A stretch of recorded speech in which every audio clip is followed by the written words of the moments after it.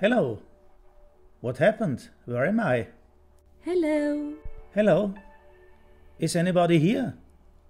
Where are you? What's going on? You are disturbing my school evaluation. My average values and standard deviations are getting mixed up, and then you can tidy up the chaos. Do you really think that this is the best method to help a school improving its education? Have you never heard anything about peer review? Peer what? Peer, R-E-V-I-E-W.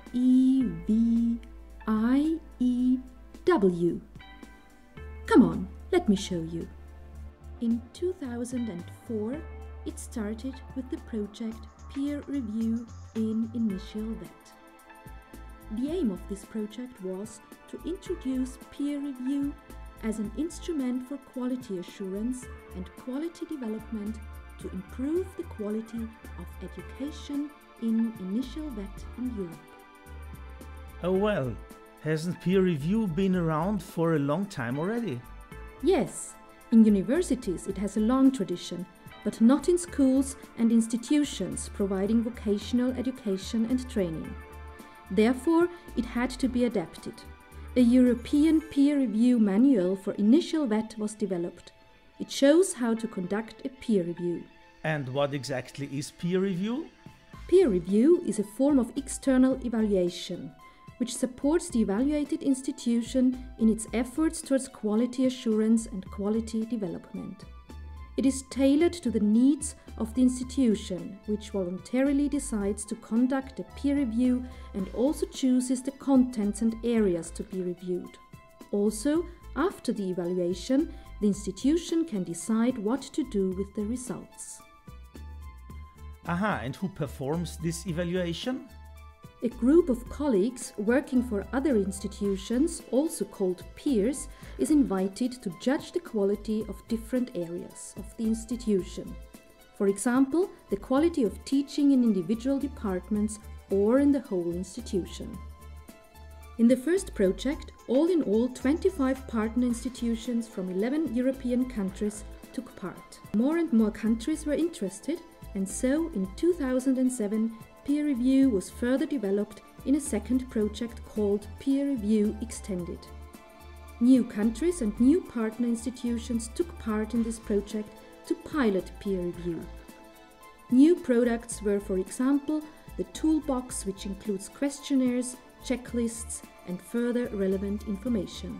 Now, in 2009, the third project, which is called Peer Review Extended 2, is coming to a close.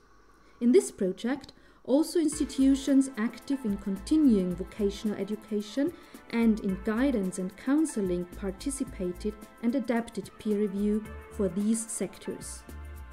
Another important development was a face-to-face training program for the peers. During the 3 peer review projects, 38 project partners in 15 European countries were involved, and in total 25 transnational peer reviews in 11 countries were successfully carried out. With this common European standard for the conduct of peer reviews, mutual trust and cooperation in Europe are encouraged. At the same time, the transparency and comparability of the different vet systems are improved. Therefore, peer review contributes to important goals in educational policy on a European level. Where are we? We are in the center of peer review, which is based on 4 cornerstones: voluntariness, independence, participation and negotiation. As you can see, peer review is working in a completely different field than other forms of evaluation. We are focusing on helping educational institutions to improve. That means our work is mainly based on communication and trust to contribute to internal development and growth. How does it work? First of all, a peer team has to be recruited. A peer team?